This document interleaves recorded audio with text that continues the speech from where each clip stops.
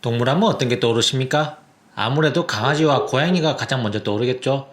요즘은 댕댕이라고도 하던데요. 아무래도 직접 키우는 분들이 많다 보니까 동물 꿈에서도 가장 흔히 보는 대상이기도 합니다.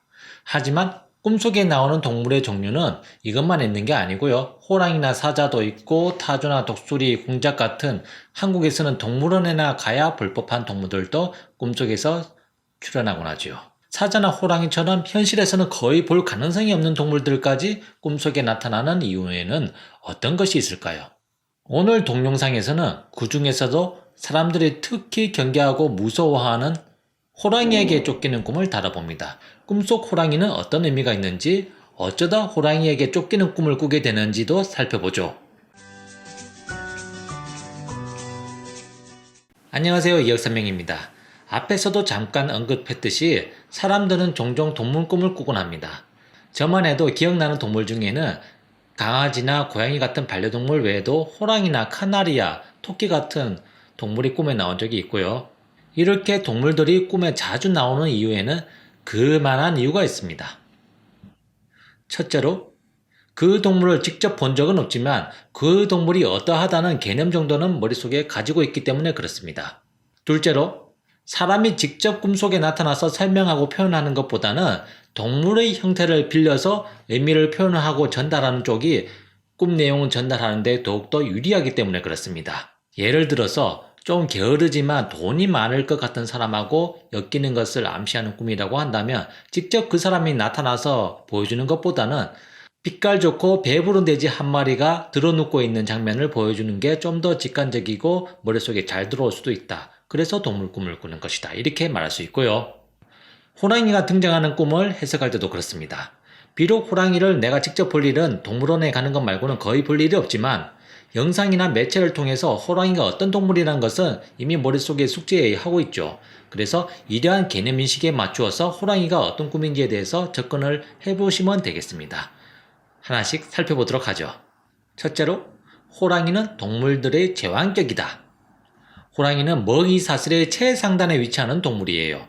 호랑이는 사람 말고는 천적이 거의 없다시피 합니다. 그러므로 조직이나 단체에서 대적할 사람이 거의 없는 대장급에 해당하는 사람, CEO, 수뇌부 이런 식으로 해석하시면 되겠어요.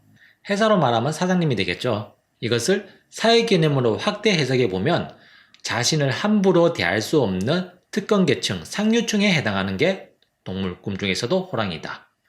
자산을 무척 많이 쌓아놓은 재벌이라든가 사회적으로 건세가 아주 높은 고위직 공무원들, 정치인들, 사회지도층 인사 이런 사람들이 꿈속 호랑이 상징에 딱 들어맞는 존재가 되는 거죠. 둘째로, 호랑이는 매우 희귀한 동물이다. 호랑이는 이렇게 강력한 힘을 지니고 있는 동물이지만 동시에 멸종위기종으로 분류될 정도로 상당히 보기 드문 동물이에요. 그래서 그만큼 희귀하면서도 막강한 힘을 지니고 있는 사람, 일상적으로 만나기 어려운 사람 혹은 사건, 사물로 간주할 수도 있는 거예요. 셋째로, 호랑이는 매우 위협적인 동물이다. 호랑이는 체구가 매우 크고 힘은 강해서 사람들이 함부로 대적할 수가 없죠. 예전 삼국지 시절의 간호나 장비 같은 큰 힘을 가진 장수가 아니라고 한다면 총기류 없이는 맨손으로는 절대 대적할 수 없는 게 호랑이잖아요. 함부로 접근하다가는 사람 목숨이 10개라도 모자랄 수가 있죠. 그러므로 아주 조심스럽게 다뤄야 하는 물건이나 사람이나 사건 이런 쪽에 해당하는 것이 동물 꿈 중에서도 호랑이 꿈이다. 이렇게 보시면 되겠고요. 그만큼 현재 상황이 아주 급박하게 돌아가고 위험스럽기 때문에 이런 식으로 호랑이 꿈을 꾸는 것입니다. 이것저것 구구절절 설명하는 것보다는 호랑이에게 쫓기는 꿈이라면 내가 현재 엄청난 압박을 받고 있다는 것을 설명하기에는 좀 더 부드럽고 직관적이라는 얘기죠. 호랑이 등에 올라타는 꿈이라면 권력자의 힘을 빌려서 승승장구할 것을 예고하는 꿈이 될 수도 있겠고요.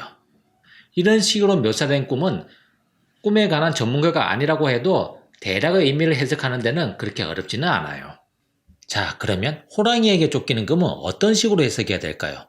꿈 해몽 자료에 따라서는 기인이다, 재물이다, 기회다, 건세다 이런저런 말을 늘어놓고 있는데요.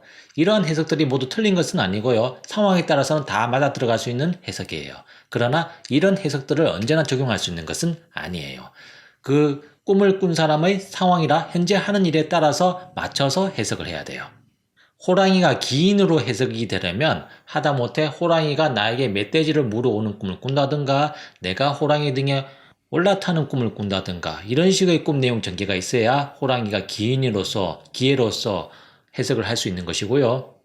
그렇지 않고 호랑이에게 쫓기는 꿈을 꾸었다. 이것은 나를 위협하는 존재가 되잖아요. 그럼 나를 잡아먹으려고 하는데 이게 어떻게 나에게 기인이 되겠습니까? 나를 위협하는 존재나 사람이나 이런 것으로 간주하시면 되겠어요. 그리고 다음으로 쫓기는 꿈은 어떤 일이나 사람, 난처한 상황으로 내가 엄청난 압박감, 스트레스를 받고 있는 상황을 예고하죠. 내가 도저히 상대할 겨를이 없으니까 일단 피하고 보는 것이니 도망치는 것이고 도망치는 나를 누군가 잡으러 오는 게 쫓기는 상황이잖아요. 만약에 이 꿈의 전개나 결말이 긍정적으로 바뀌려면 꿈 내용 전환이 필요해요. 예를 들어서 쫓아오는 호랑이를 결국 잡아 죽였다. 호랑이를 총으로 쏴서 죽였다. 호랑이를 내가 잡아 패든 총으로 쏘아 처치를 하든 간에 이런 식으로 꿈 내용이 전개되면 정말로 다루기 어려웠던 벅찬 일을 내가 해결해버리는 것을 암시합니다.